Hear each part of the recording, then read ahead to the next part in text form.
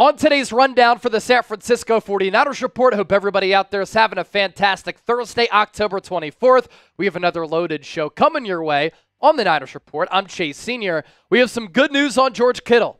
Is the arrow pointing up for Deebo Samuel to play against the Dallas Cowboys on Sunday Night Football? It looks like third and Jauan Jennings, going to be out again. What is going on with Talanoa Hufanga? The Niners think one thing, his agent is saying another, and we're going to take your questions as well. As for the latest on George Kittle, this has been a very frustrating season as far as Niners injuries go. So with San Francisco finally getting some good news, especially in the aftermath of the Brandon Ayuk season-ending injury, it's a sigh of relief, right? And Kyle Shanahan's teams are no strangers to being banged up. Every year since he's been hired in 2017, they've been top 10 in injury rate. Last year, the fourth healthiest team in the National Football League, they made it to the Super Bowl. This year, though, they are trending toward once again being top 10 in injury rate.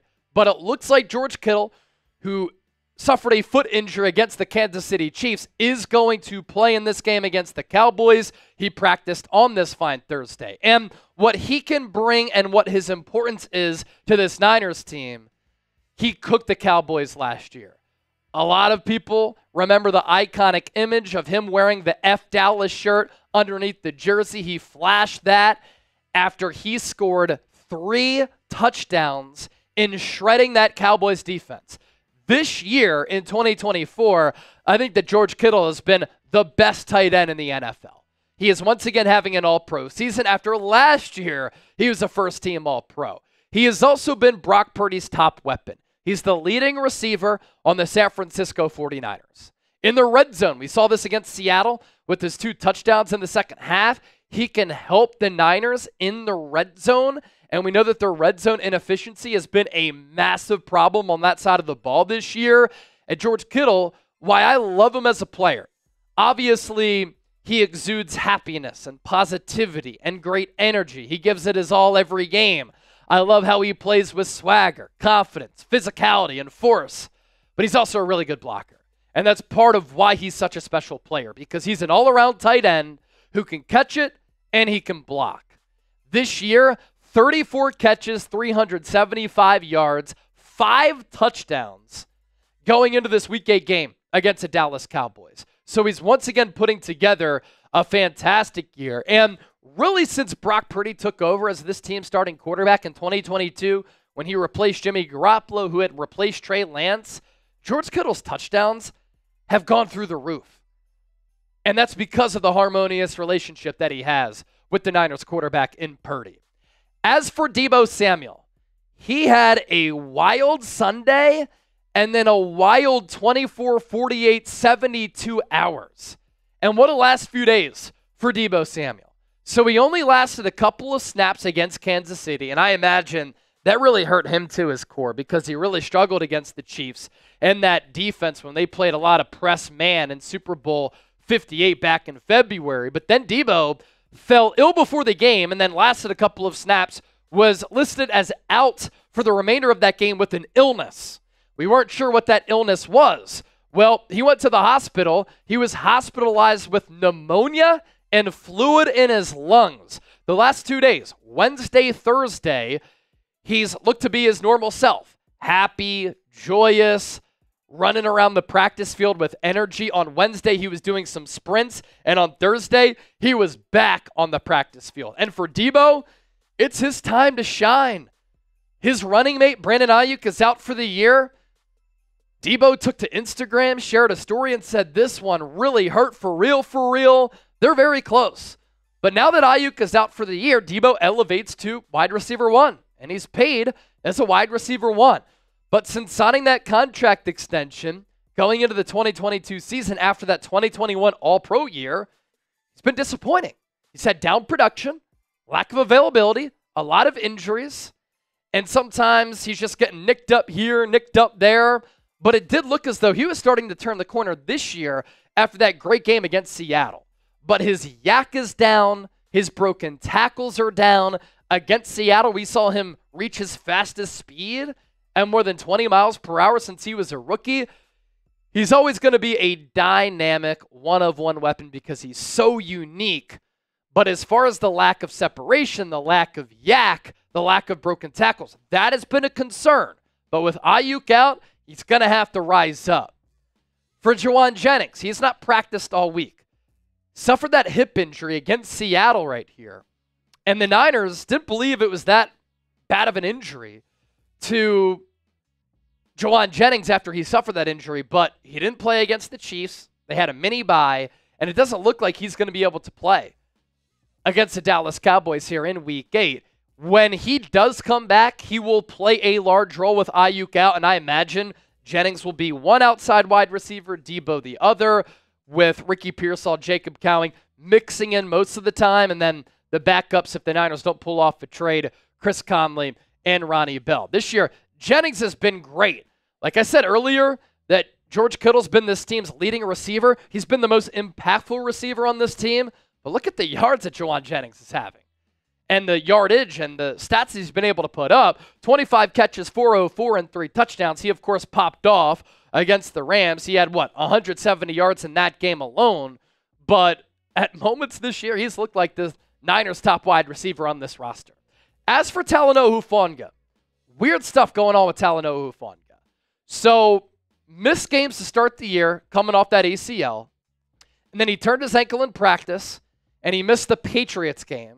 He came back for the Cardinals game, and he tore ligaments in his wrist. Michael Silver, reporting this on Thursday.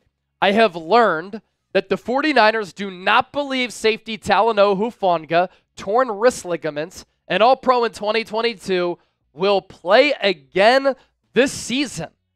But then, 12 minutes later, he had an update. I spoke with Talanoa Hufanga's agent. He insists that the plan is for Hufanga to try to play in a few weeks while wearing a cast. That would be a welcome development. It would suck for the Niners because of how impactful of a player Hufanga is, and for Hufanga in a contract year if basically he loses the majority of the last 2 years. Could it mean San Francisco could bring him back on a short-term, cheap, affordable deal because he won't have too many suitors because of the injury issues? Maybe. But safety play has also been a little bit spotty for San Francisco. I like what I've seen from Malik Mustafa. He is a bowling ball, plays the game in such a fun way where he could put a dent into a concrete wall. I know he got trucked by Patrick Mahomes, but other than that, made some really impactful plays. Jair Brown has been so up and down. A little bit disappointing because I thought he was going to break out. San Francisco has missed Talanoa Hufanga as far as making game-changing plays, helping to force turnovers against the opposition. He's also a really good leader, brings great energy to that defensive side of the football. Be sure to join us on Sunday, by the way, for our Niners-Cowboys watch party. And if you want daily and year-round coverage of the San Francisco 49ers, hit that subscribe button right now. Today's show, sponsored by our friends at Prize Picks, daily fantasy sports made easy. More than 10 million active members and billions of dollars in awarded winnings handed out by the legends and the fine folks at Prize Picks. I love Prize Picks. It's easy to use. It's fun to use. It makes game days so much more fun. And daily fantasy sports is just a joy for me. You can win big-time money, withdraw your winnings within the app, and all you have to do is pick 2 or more players, choose more or less on their projected stats, and you're guaranteed to win big-time money. Right now, when you go to prizepicks.com/CLNS and use the code CLNS, you get $50 when you play $5. You don't even need to win to receive that $50 bonus. It's guaranteed. The picks that we like for Niners Cowboys, Brock Purdy gets back on track. More than 241.5 passing yards. George Kittle, more than a half rushing and receiving touchdown combined. Dak Prescott, more than a half pick. It's as easy as that. Run your game with Prize Picks. Pick more, pick less. Pick Prize Picks. prizepicks.com/CLNS. We'll put that link down below in the comment section and in the description of today's video. Alex with the $5 super chat. Why is Kyle so against running the football in crucial situations of critical games against the Chiefs? He gets away from the run and the play action. Look, this is really a case-by-case scenario. Early in the game, the Niners could not run the football. The Chiefs stacked the box. They have one of the best rushing defenses in the National Football League, and Jordan Mason could not get going. Now, when you look at the box score numbers, you'll see that the Niners ran for more than 100 yards. It's deceiving because when the game actually mattered, San Francisco could not run the ball.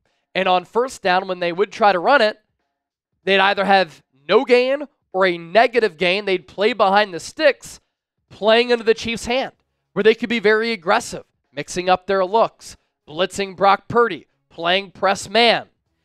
And the Niners did not pick up a first down outside of a penalty until that long pass from Purdy to Kittle in the second quarter. So, look, in a crucial situation, Kyle Shanahan is not against running the football. I thought it was idiotic for him right before the half to run the football on that, third down with no timeouts left, and then Anders Carlson had to rush on the field for a field goal. That was stupid in that moment. Now, did he get away from the run against the Cardinals? For sure. Can't do that against Dallas. They have one of the worst rush defenses in the NFL. But I see what you're saying here, but context is obviously very important. Desi Boyd 33. Do you think the Niners are going to acquire Cooper Kupp? So I've talked about Cooper Kupp a couple of times here on this show. ESPN put together an article looking at all teams at the NFL trade deadline. Which teams will buy? Which teams will sell? Which players could teams trade? Which players could teams trade for? ESPN listed Cooper Kupp as a good option for San Francisco. I don't think it happens for a couple of reasons. Does Sean McVay want to give Kyle Shanahan Cooper Kupp? I don't think so. Cooper Kupp's also been very injured. He's 31 years old. His cap hits the next 2 years are really high. The Rams are said to be asking for a second-round pick. So you're giving up solid draft capital for an expensive player who's been injured a lot. Now, if you want to talk about a receiver who, when healthy, can beat man, can beat zone, can create separation, Cooper Kupp is that guy because he is terrific in those categories. The Fonz. Do you think Kyle Shanahan should be on the hot seat? I don't think so. Now, I have gotten very frustrated with Kyle Shanahan this year, and a lot of you who watch the show know I've always been a big Shanahan fan. I think he's a top 10 coach in the league.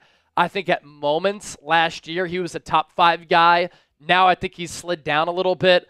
I don't think he's made good adjustments.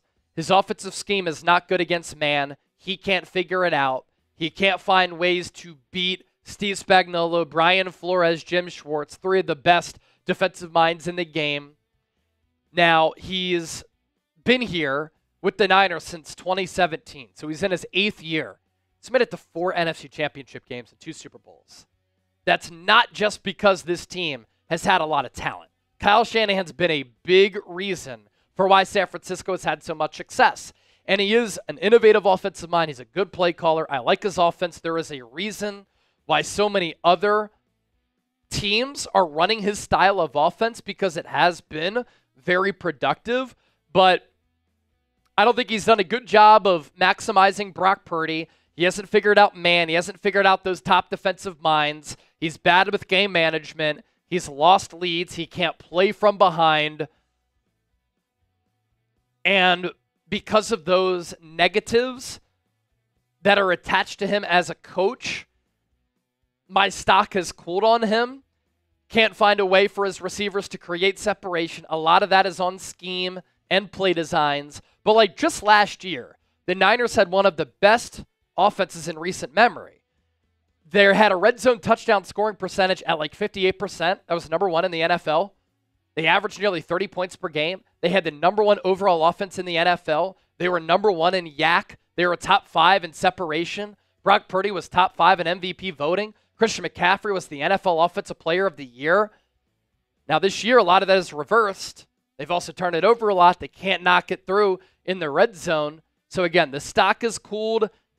Hot seat? I don't know about hot seat. But if they don't make the playoffs this year or they get bounced early and then next year it's ugly, that'd be year 9. Niners could be looking for a new coach. If they move on, Ben Johnson is my top candidate. He's the best offensive coordinator in the NFL right now for the Detroit Lions. I might kick the tires on Bill Belichick, although I love his defensive mind. His offense last year and the last couple of years since Tom Brady, hot garbage. Robert Wade, When will Christian McCaffrey come back? All right. So the Niners play the Cowboys on Sunday. Then the Niners have a bye.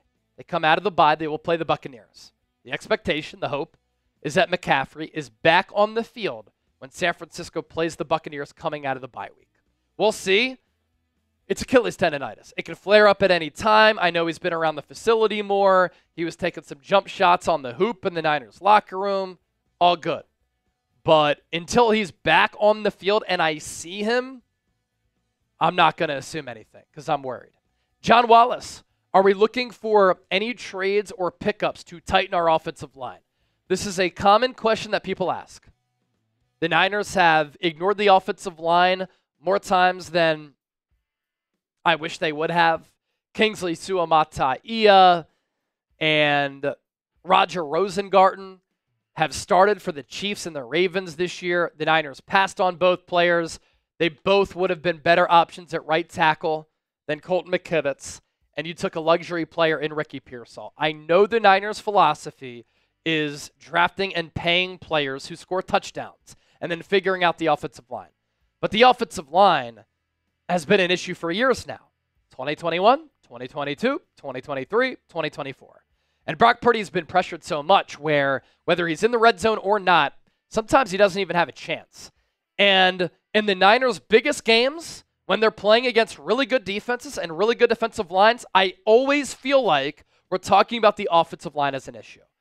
But other teams are also trying to figure out their offensive line. And offensive linemen, believe it or not, are difficult to find. And that's why offensive linemen are never traded during the season at the deadline because teams value and covet them too much. Coach O'Shea, if we don't make any significant trades, do you feel confident with the offense to be able to get us to a Super Bowl and finally crossing the finish line? Look, I haven't loved the vibe since training camp. My biggest concerns going into this year for San Francisco, how are they physically going to hold up with all of the football that they've played recently, deep into the year, shorter off seasons, aging roster? That was number one. Number two, how are they mentally going to recover from being a few plays away from winning that 6th Lombardi trophy and losing in gut-wrenching, heartbreaking fashion? Both of those have been concerns. And then my other concern was the offensive line. You're injured. This team lacks confidence against teams like Kansas City and against defenses they haven't fared well up against. And the offensive line continues to be a joke. Now, they are still talented offensively and defensively to compete for a Super Bowl. I think the NFC is wide open. If the Niners were to play the Lions, who I think are the best team in the NFC, I don't think the Lions would be huge favorites. 1, 2, 3-point favorites maybe. So the gap between the teams at the top of the NFC is not large. It's not great. But I do have a lot of concerns with this team. And at some point, you're not going to have a season that you make it to the NFC Championship game. And they've done that 2021, 2022, 2023. And so that's hard to sustain in the National Football League because injuries catch up with you, and the NFL did them no favors with such an awful rest disadvantage. Coach O'Shea, thanks for that. Be sure to hit that subscribe button here. We give you the realest, most authentic, most informative, insightful Niners talk. If you want to be a part of the movement, lock us in.